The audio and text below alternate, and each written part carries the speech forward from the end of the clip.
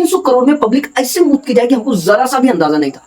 बॉलीवुड इतिहास में पहली बार ऐसा हुआ है कि कोई फिल्म फेस्टिवल सीजन में रिलीज हुई हो और उसका बैंड बज गया हो। वो कहते हैं ना कि जरूरत से ज्यादा ओवर एटीट्यूड, ओवर कॉन्फिडेंस इंसान को ले डूबता है। ठीक हुआ ऐसा ही हमारे बॉलीवुड के स्टार के साथ। रेस 3 मूवी कम से कम ऐसी मूवी है जो कम से कम थिएटर को डुबाती तो नहीं है, भले ही पब्लिक थिएटर में जाने के बाद गालियां दे, लेकिन थिएटर तक तो पहुंचती है। उनको सुनसान एकदम भूत बंगला तो नहीं बनाती। आप सोच सकते हो क्या बकचोदी चल रही है बॉलीवुड के अंदर। मतलब समझो एक हफ्ते में 3 स्टार एक साथ आते हैं और कुछ भी नहीं उखाड़ पाते। आपको बता दें कि बड़े मियां छोटे मियां बिग बजट फिल्म बनाई गई, उसके बाद भी आप सोच सकते हो कि ईद जैसे मौके पर रिलीज होने के बाद भी उसका 10% भी नहीं कमा पाई। जी हाँ, सिर्फ और सिर्फ 40 करोड़ कमा पाई 300 करोड़ की बनी मूवी पे। ऐसे लोग मुद के जाएंगे हमने सोचा भी नहीं था। 1100 करोड़ की उम्मीद के साथ बनी इस मूवी में ऐसा क्या हुआ कि लोग इस तरह मुद के चले गए और ये स्टार्स बह के चले गए। चलिए आपको बताते हैं रीजन का। अगर हम लोग मैदान मूवी की बात करें जो कि साथ ही साथ बड़े मियां छोटे मियां के साथ में आई थी, तो वो भी कुछ खास नहीं कर पाई। लेकिन अगर हम बात करें मैदान मूवी की तो कुछ कम भी नहीं थी भैया। 100 करोड़ खर्चा किए थे इसके पीछे, लेकिन पब्लिक तो चूतिया है ना। नहीं ऐसे कर काहे रही है पब्लिक। सोचो इतना अच्छा पॉजिटिव रिस्पांस मिलने के बाद भी आखिर पब्लिक काहे नहीं जा रही है। कुछ तो रीजन होगा। थिएटर एकदम सन्नाटा पड़ा हुआ है भैया, कोई दिख ही नहीं रही है, मातम छा गया। आपको बता दें कि मैदान मूवी ने 5 दिनों में सिर्फ और सिर्फ 22 करोड़ का कलेक्शन किया है। और आज तो है ट्यूसडे, यानी कि दोनों फिल्म का मिलाकर भी हमको लगता नहीं कि 10 करोड़ पार करेगी। यानी कि इनका बजट तक पहुंच पाना इम्पॉसिबल लग रहा है भैया। अब देखो ट्विस्ट की बात तो ये है कि बॉलीवुड वाले ये बोलकर तो भाग ही नहीं सकते हैं कि भैया पब्लिक थिएटर आना नहीं चाहती है, क्योंकि सबके सब ओटीटी पे बैठे हैं। पब्लिक चूतिया नहीं है बे, हम आपको रियलिटी बताते हैं। अब देखो ना, हॉलीवुड की इसी वीक में रिलीज हुई गॉडजिला की न्यू पार्ट 100 करोड़ पार कर दिए। सोचो सिर्फ इंडिया का कलेक्शन सेंचुरी पार। तो पब्लिक कहां जा रही है?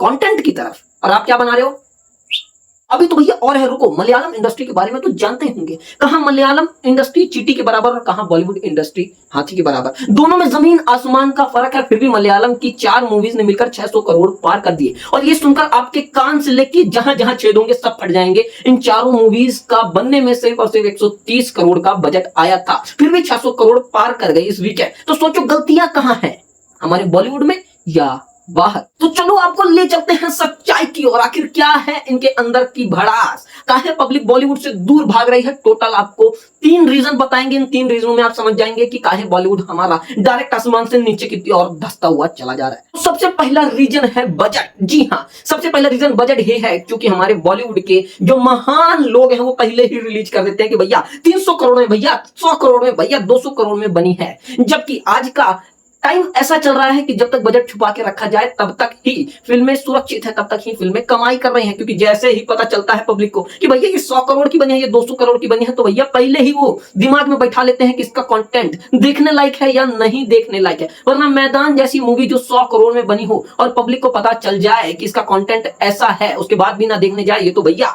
बवाल ही हो गया। और सोचो बड़े मियां छोटे मियां जैसी मूवी जो 300 करोड़ में बनी हो और पब्लिक को पता चले कि 40 करोड़ कमा रही है वीकेंड में, तो पहले ही भैया प्लान कैंसिल। इससे अच्छा भैया हम गोवा बीच में जाके एकदम सन का आनंद लेंगे, बकायदा क्रीम व्रीम लोशन वोशन लगा के।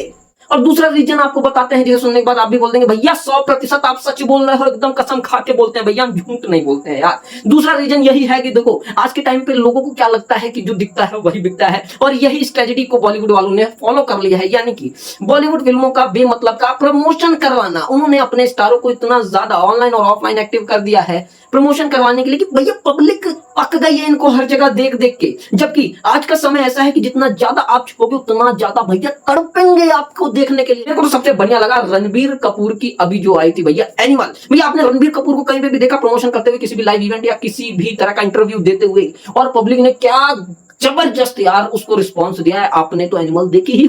और बड़े मियां छोटे मियां का फ्लॉप होने का तीसरा कारण है फिल्म के गाने। जो लोग बजट सोच के 300 करोड़ सोचकर बैठे थे कि फिल्म में कुछ नया देखने को मिला, क्योंकि हमारे खिलाड़ी कुमार जो बैक ले रहे हैं और साथ ही साथ टाइगर श्रॉफ भी है। तो तीसरा कारण है गाना। जी हाँ, जो 300 करोड़ सोच के बैठे थे वो गाना देखने के बाद 3 रुपए की भी इज्जत नहीं कर रहे हैं। भैया गाना ऐसा है जो एक लाइन भी किसी के समझ के बाहर है। पहले की फिल्में ऐसी होती थी कि पहले बेटा गाना सुन के फिल्मों को हिट कर दिया जाता था। पहले की बड़े मियां छोटे मियां ले लो भैया, बड़े मियां छोटे मियां सुभान अल्लाह भैया, आज भी वही इज्जत दे रहे हैं गाने और एक्टर्स को। और आज के हीरोज को देख लो भैया, कोई कंपैरिजन ही नहीं है।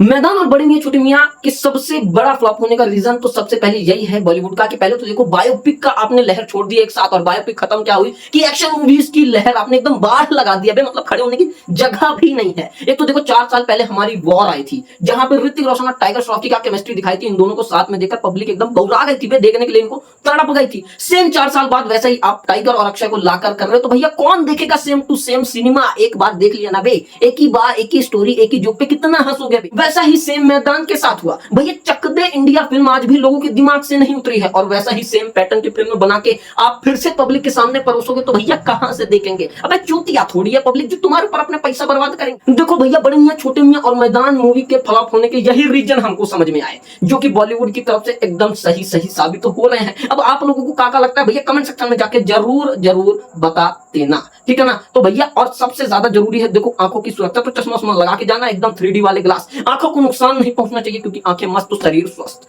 तो ठीक है दोस्तों, हम मिलेंगे अगले वीडियो में, जो भी गिले शिकवे हो हम अगले वीडियो में पूरा कर लेंगे। तब तक के लिए बाय बाय टाटा, फिर से मिलते हैं।